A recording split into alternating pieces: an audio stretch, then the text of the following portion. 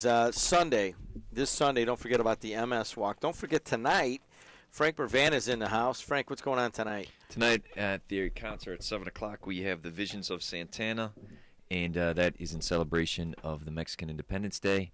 And again, that is one of our better Hispanic bands, Latin bands. So it's Visions of Santana tonight at 7 p.m., and it's inside the Social Center because it's a little chilly and the weather's unpredictable. So please come out and join us and join us for one of the entertainment's better nights. You know, it's nice to have it outside, but it's really kind of got to be close to a perfect night. Correct. A threat of rain or windy or cold, because it's fairly exposed on the side of that hill. But when it hits, it's beautiful on the back. But I got to tell you, what was it we saw? The Beatles guys.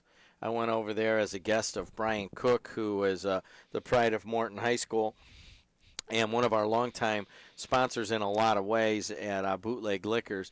And he had a little party there as part of that, and we went inside there, and that was a blast. It was. That's a good crowd. That I think it's American English is the name of the band, and those guys really believe in their heart and soul they are the Beatles, and that's the first step. And people who are true enthusiasts for the Beatles will say that their movements are right on cue on how the Beatles moved. And they're just a very, very good show. And full costumes, full gear. And if you ever talk to them, one of my greatest stories is they were on the radio with me a couple years ago, and we left, and the guy was still in character. And so they believe that they're the Beatles, and the crowd just loves it. Eric Neihard is producing right now. Is this tap water, or is this – no, thank you. Not that I don't like Hammond's tap water. I just rather have non-tap water. Remember the day when all there was tap water? And you never had the opportunity to ask that question? Everything was good. You know, I like to, when we travel, I like to drink people's tap water just to taste it. Sure. And nothing tastes as good as our tap water. I'll give you that. You go to anywhere, and it always tastes soapy. Irony. It's kind of sulfury. It's right. The water smells like egg. You know, this Lake Michigan water is why doesn't somebody bottle that? Just call it Lake Michigan water. There's our $1 million idea. I'm thinking about it. We can do really that together. No, we call it WJOB water. There you go. I think anybody would buy radio station water.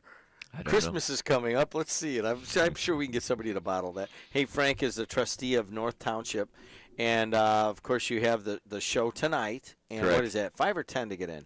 That's $5 tonight. It's $5. It's an excellent time.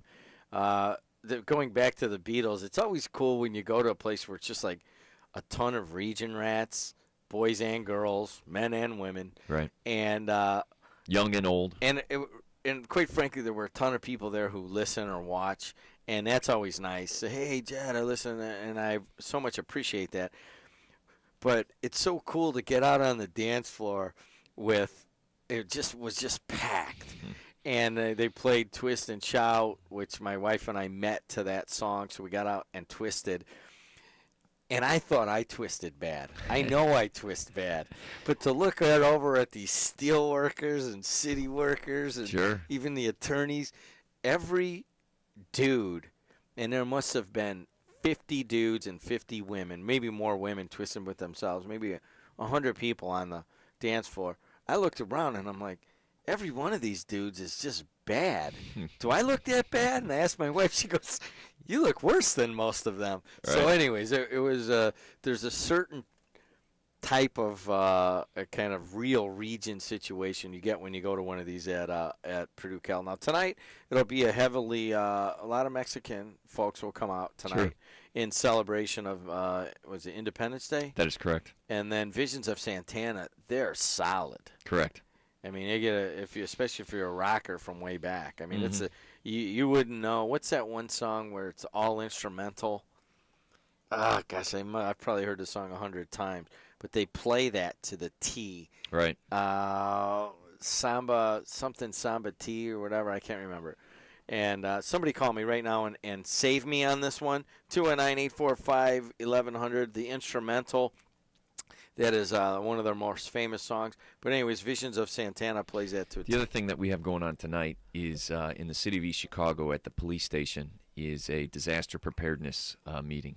And that will start off with Mayor Copeland, and then I'll be a speaker, and then you have Herbie Cruz and who's the EMA management. And then you have Councilwoman Gilda Orange and Councilwoman Christine Vasquez, who are putting those on in the city of East Chicago, and which is very topical. I would think what I'm going to try and cover is hazardous waste and hazardous materials and those types of evacuations and what's needed, and those family plans that you have to have that people don't think about.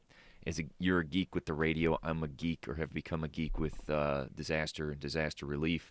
Just went to a seminar myself with FEMA, and the vitality of the day and age that we live in, just having a family disaster plan. If you think about it, most people, let's just use a married couple with 2 kids.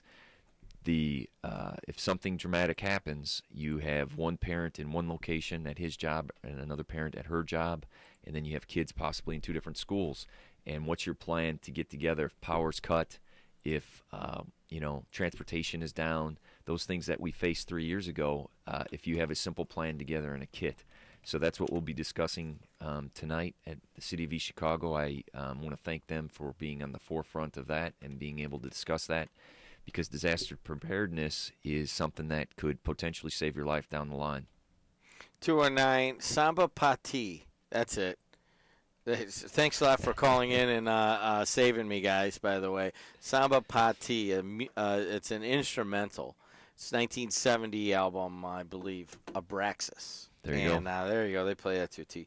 Frank Mrvan's in the house. Got any questions? 219-845-1100.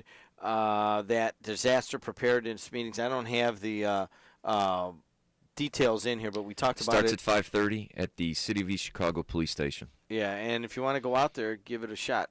Bloomberg Business Week does a rather lengthy article on all the disasters that have occurred in the last few years, and I'll drop that off so that you can read that, because I know you're into this stuff. Mm-hmm. So why are you? Why have you become a geek on disasters? One, I believe that the township has a vital role in that, and I'm not going to cover old ground, but I thought that when the flood came in 2008 and in 2006, that people looked for government to lead in that direction, and all the people that were victims or victimized by the slow motion disaster that was going on with the flood, I thought we were able to help them, and I thought that that was a good use for government.